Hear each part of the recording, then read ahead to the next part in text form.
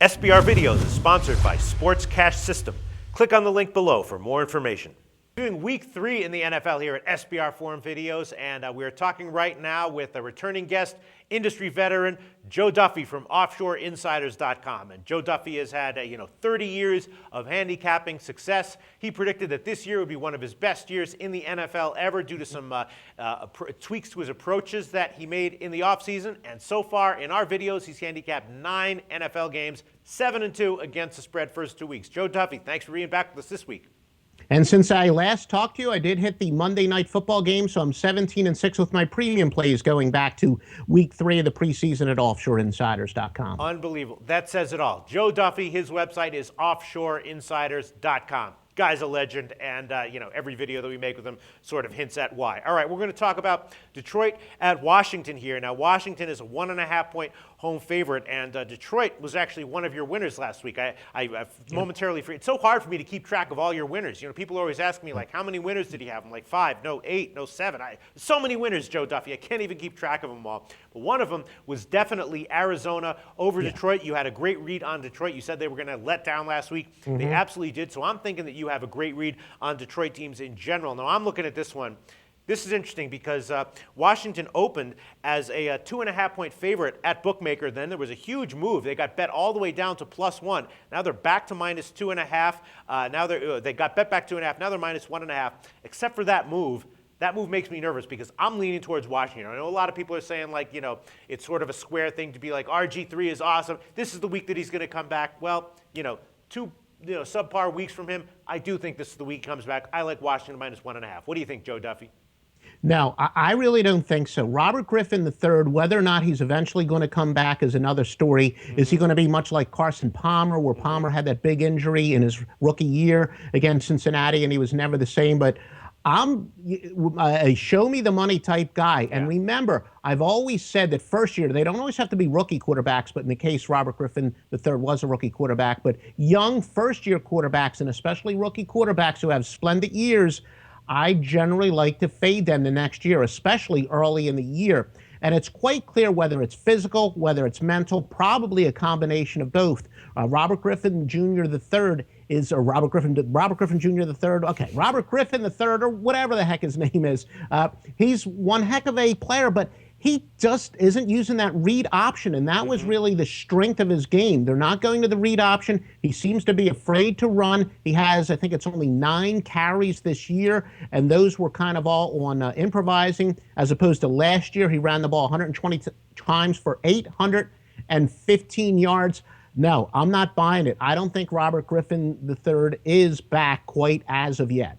All right, well, so if you're going to bet Detroit, then here's what makes me nervous. 2 things make me nervous. First of all, Reggie Bush, obviously the injury is out. Now, we saw in their game last week when he went down, that their offense took a big hit. Now, they will have a week now to make adjustments, and so probably, they'll improve in that. But, based on what we saw in the second half of last week, that, is a big negative for Detroit's offense. And then just the scheduling situation for Washington. They've lost 2. The whole team is talking about how this is as close to a must-win situation as there can be in week 3. The defense is going to give a top effort here. They're going to be focused. They're going to shore it up. So even if Griffin doesn't come back and, have a better game than he gave in the first 2, I think they still might get the win here. Those are the 2 factors that make me really lean towards Washington here. What do you have to say about either of those?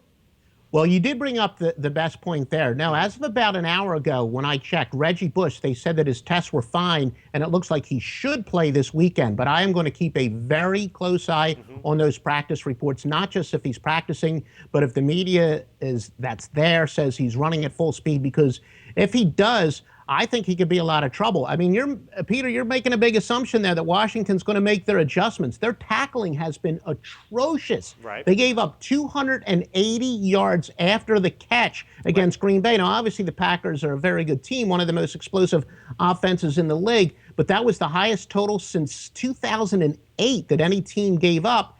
And one of those overused sports cliches is, you put him in space, he's going to kill you. That's kind of true with just about any player, but I understand a breakaway guy like a Reggie Bush. It's even more true. You miss those tackles on Reggie Bush, he is going to kill you. Now, that is assuming that the injury report that I checked about an hour ago that he is going to be fine Yeah, if Bush is playing and he's healthy, as bad as Washington's been tackling, Bush could have a huge game this weekend. Right, but my assumption when I see tackling issues, like when I see tackling issues in college, I sometimes, I'll think like, all right, that defense just can't get it done. But with an NFL defense, if they have tackling issues, that's something that I think is pretty easily remediable, from week to week. I mean, if the coach comes in and says, you guys are NFL players, frickin' tackle, these guys know how to tackle, and they can make big improvements from week to week.